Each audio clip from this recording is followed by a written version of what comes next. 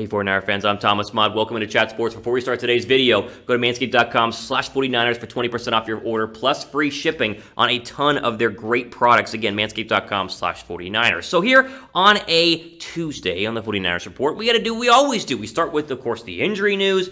Who was injured, how bad it is, how long they'll be out. You know, it's like week in and week out. Guess who got injured? Oh, another one. Shocker. Welcome to 2020 in the San Francisco 49ers. But also get into some interesting trade news as well towards the end of the video. So a break from the injuries in a little bit. But let's start with the number one injury, the big one, Raheem Mostert. Yes, as you see on your screen right now.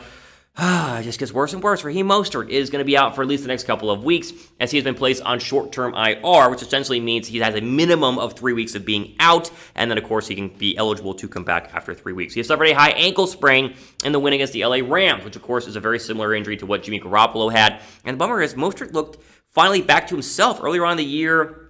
Still kind of banged up, trying to figure things out, and then on Sunday against the Rams, at least early on in the first half, he was great. He's going to have 100 yards rushing, almost guaranteed against LA.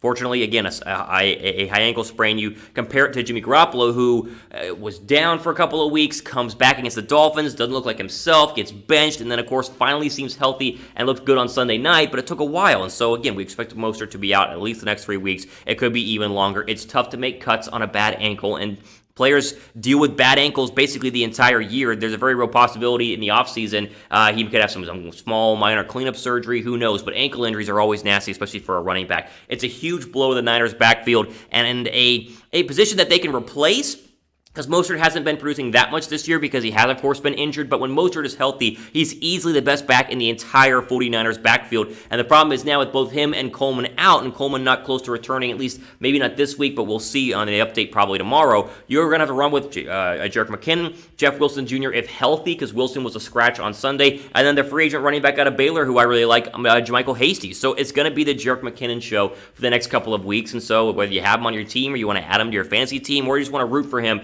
this is going to be the main bell cow for the 49ers. And listen, I like Jerick McKinnon. I said he's going to be a feature back this year for the 49ers, and he basically has been due to injuries. But I think the running abilities compared to Raheem Mostert are far inferior. I mean, Raheem Mostert is a far better runner of the football than McKinnon. You can argue they both catch the ball well out of the backfield, but overall, this is a blow to the 49ers for just losing their number one running back and adding it to the list of injuries they have suffered so far this year. Now, you asked, Thomas, why don't you just go sign a free agent running back? You know, Le'Veon Bell was just signed. Aren't there better free agent running backs out there? And the answer is no. I mean, look at this. These are your top 4 free agent running backs on the market right now. Spencer Ware, Craig Reynolds, Isaiah Crowell, and Jordan Scarlett. Do you recognize any of those names besides, I guess, Crowell, who was a Brown and a Jet? Maybe Spencer Ware, who was a backup in Dallas? I mean, none of these guys make any sense. It's going to be the McKinnon and Hasty show, and they're just going to hope that Jeff Wilson Jr. comes back soon, and, of course, Tevin Coleman comes back soon, because right now they are absolutely obliterated in the backfield, and it's just not getting better anytime soon. I mean, welcome to, again, the 49ers in 2020. Injuries are the theme here, and the fact they're 3-3 to me remains an absolute miracle. So Mostert out at least 3 weeks. Keep you updated on that as more news comes in to our channel. Before we keep going, answer the pinned comment down below in the comment section. Should the Niners go sign a free agent running back just to add some depth there? I want to hear from you guys in the comment section down below. All right, we're not going to trades yet, because we got to get to the next injury, and this one's a one that's not going to get a lot of headlines, but still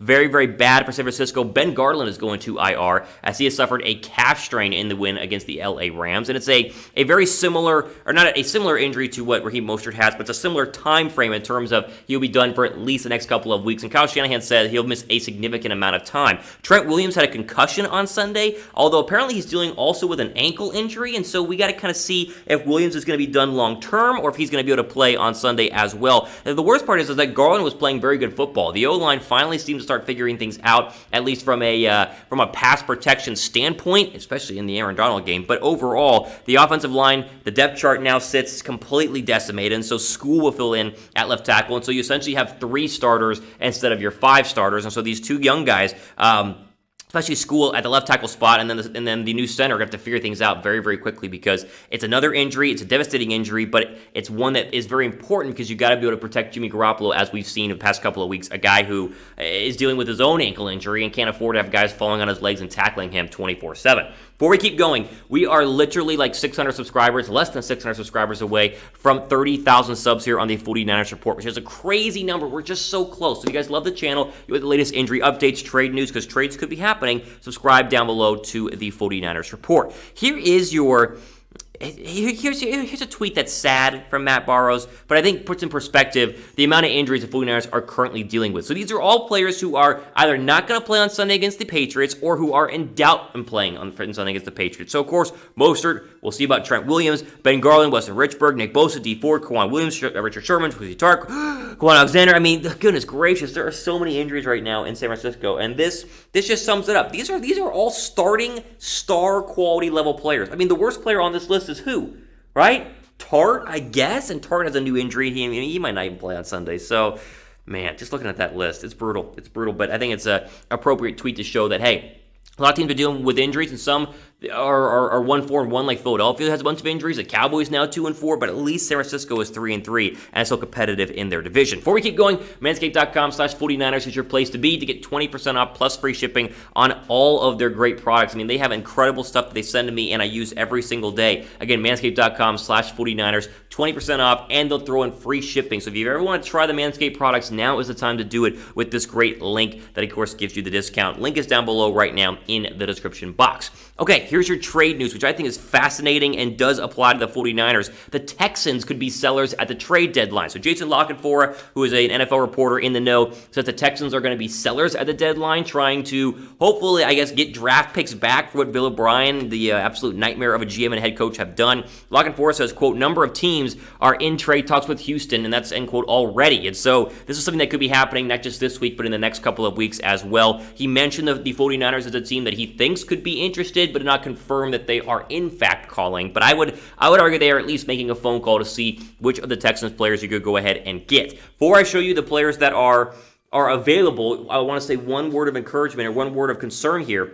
Be careful what you wish for from a 49er trade perspective, because if you make a trade right now, you're indicating you're all in, which the Niners should be all in, but you also have a bunch of injuries, so you don't want to, mortgage the future for a short term that has Seattle being undefeated and the Rams being very, very good and the Cardinals being good as well. So just a little word of caution before I show you some of these names, but I like a lot of these names. Drop a like right now if you want the 49ers to make a trade at the trade deadline. They did it last year for Emmanuel Sanders. It paid off pretty well. So if you guys think they should, give this video a thumbs up. Here are your needs in terms of my top 4 needs for the 49ers. Defensive end is a massive need. Number 1. So number 1 is defensive end.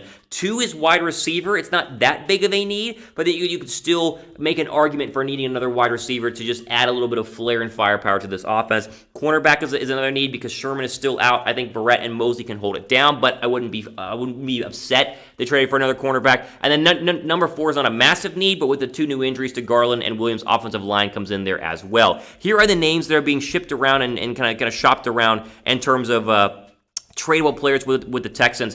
Cooks and Fuller are the 2 wide receivers. I would prefer Fuller out of that group. Darren Fells is a tight end that the 49ers don't need, but some team will probably trade for him. And then the guys that make more sense are Whitney Mercilus, Zach Cunningham, and Bradley Roby, the cornerback, most of which, and the one that I think makes the most sense, the Niners were going to make a trade, is Whitney Mercilus, who, of course, is a hybrid 3-4 linebacker. He's like a Von Miller outside linebacker, but could, of course, play defensive end. He's been good this year, 13 tackles, 4 TFLs, 3 sacks. He has a forced fumble, a fumble recovery. This is a guy who would immediately step in on the Niner defensive end depth chart and be a lot better than what they're seeing right now because, of course, D Ford is still out. Him and D Ford together would make the Niner defensive line, back to its formidable ways. It's dangerous right now, but it's not scary in any way. Now, will they actually make this trade? I don't think so, just because Mercilus would cost a lot. And, of course, Bosa is going to be coming back, and D Ford is already costing a lot of money. But keep your eye on the Texans being sellers at the trade deadline and the Niners potentially making some phone calls. We'll have updates on this as the season continues to progress. Name a player that you would want from this list. If you guys want anyone from this list, is it Mercilus? Is it Fuller? Is it someone else? Let me know about it down below in the comments section.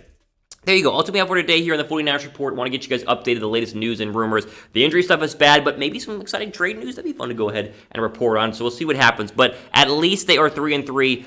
Just got to keep winning, baby. Just win. That's all you got to do. All you got to do. Ultimately, for today here in the 49ers Report. I'm your host, Thomas Mott, signing off. Enjoy the rest of your day.